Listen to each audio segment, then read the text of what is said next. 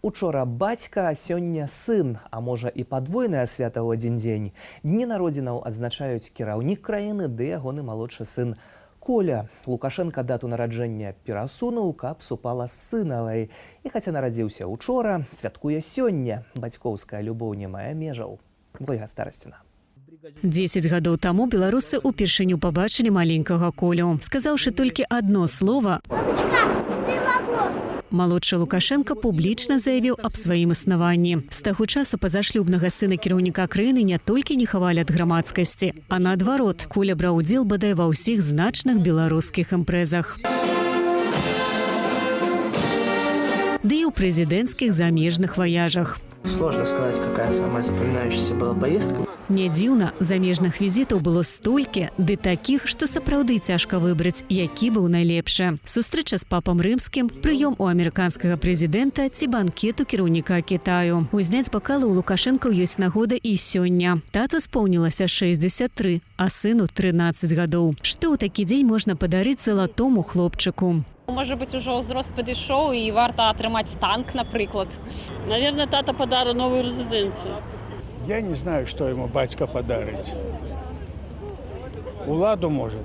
І сапраўды, неўзабаве пасля першага знаёмства грамадскасці з Колем у парыве шчырасці Лукашенко прызнаўся журналістам, што будзе рыхтаваць самага малодшага на прэзідэнта. Але падобна ні тады, ні цяпер беларусам гэта ідэя не прыйшлася даспадобы. По-родственному, что ли, передавать власть?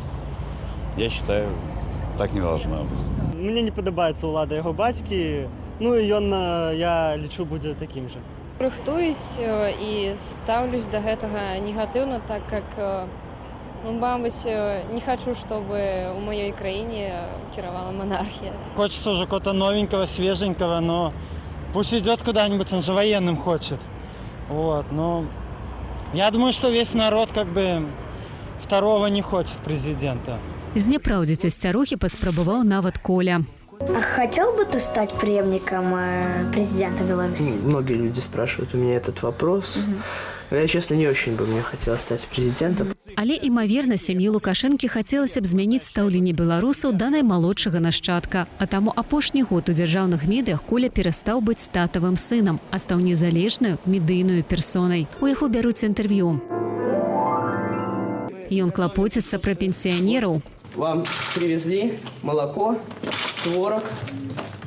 Спасибо, Коля. Нават падарожнічае, як шараговы беларус. Не падабаецца Коля.